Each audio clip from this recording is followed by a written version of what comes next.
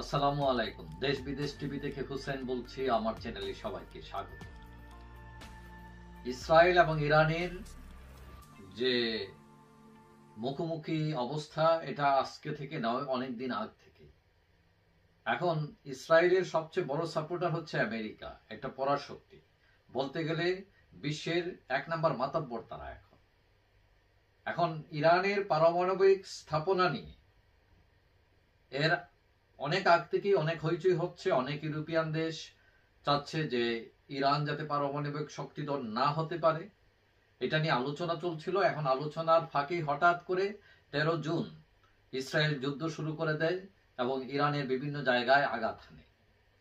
এখন এটা যুক্তে যুক্তে আলোচনার মধ্যখানেই হঠাৎ করে আজকে আমেরিকা সরাসরি ইসরায়েল ইরানের যুদ্ধে তারাও সম্পৃক্ত হয়ে যায় এবং তাদের যে পারমাণবিক স্থাপনা সেখানে আঘাত হানে আমেরিকা B-2 বিমান দিয়ে, এবং তারা দাবি করেছে যে তারা এগুলো ধ্বংস করে দিয়েছে।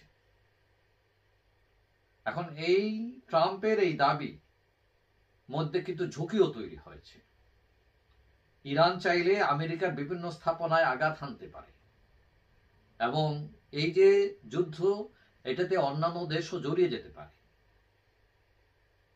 এখন খামেনি বলছেন, ইরানের যে নেতা খামেনি, তিনি বলছেন আমেরিকা যুদ্ধে জড়ালে পাল্টা জবাব দেবে তারা। কিন্তু প্রশ্ন উঠেছে কিভাবে জবাব দিবে। জবাব দেবার কিন্তু তাদের অনেকগুলো সুযোগ রয়েছে।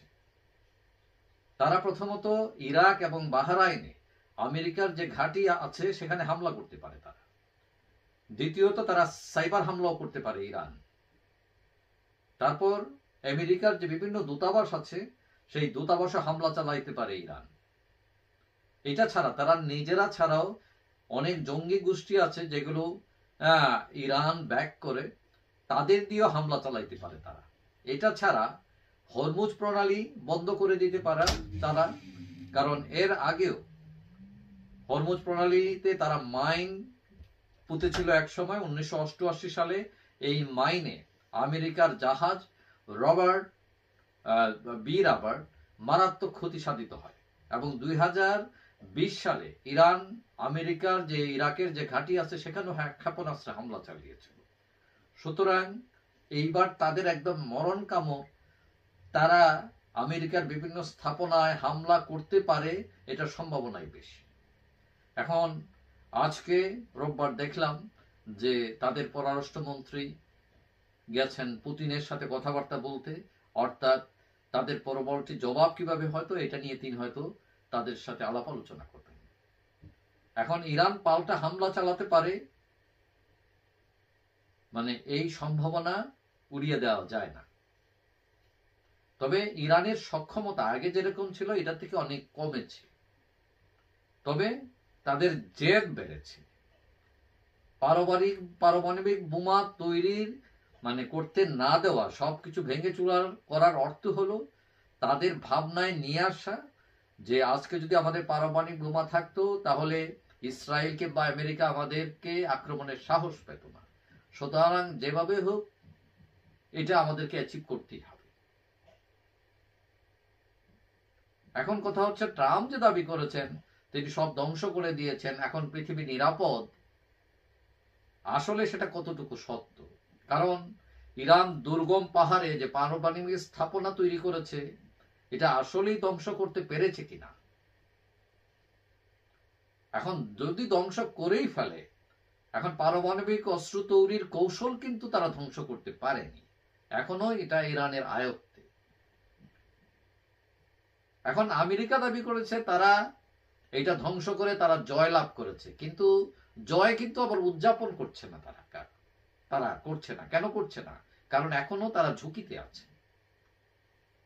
এখন ইরানের পরমাণু শক্তিধর হওয়ার বিরুদ্ধে শুধু আমেরিকা ইসরায়েল নয়, খুব মধ্যপ্রাচ্যের অনেক দেশও এটা বিরোধিতা করছে। ইরানের আমেরিকার হামলা মানে এই না পারমাণবিক বোমা তৈরির স্বপ্ন তাদের শেষ হয়ে গেছে, বরং পুনরায় স্বপ্নের ডানা বিস্তার লাভ করবে তাদের জেদে, তাদের প্রতিশোধ নেশায়, এবং এটাই স্বাভাবিক।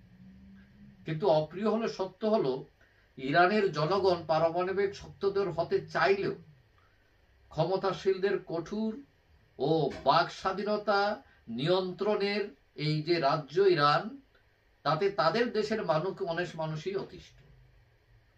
এখন ইরান সরকার হয়তো আমেরিকার মহা কোনো ক্ষতি করতে পারবে না, কিন্তু আমেরিকা আন্তর্জাতিক আইন লঙ্ঘন করে নিজেই নিজের অনেক ক্ষতি সাধন করে, এবং সেটা করেছে ইসরায়েলের কুবুদ্ধিতে। এখন আমেরিকার এই যে ইমেজ, এটার যে প্রভাব, এখন যে তার ক্ষতি হলো, সেটার রেজাল্ট হয়তো এখন বোঝা যাবে না, কিন্তু আস্তে আস্তে এটা স্পষ্ট হবে এবং আন্তর্জাতিক অঙ্গনে তারা বন্ধুহীন হয়ে পড়তে পারে। যাই হোক, সবাই ভালো থাকবেন। আশা করি দেখা হবে অন্য কোনো ভিডিওতে ইনশাআল্লাহ। আল্লাহ।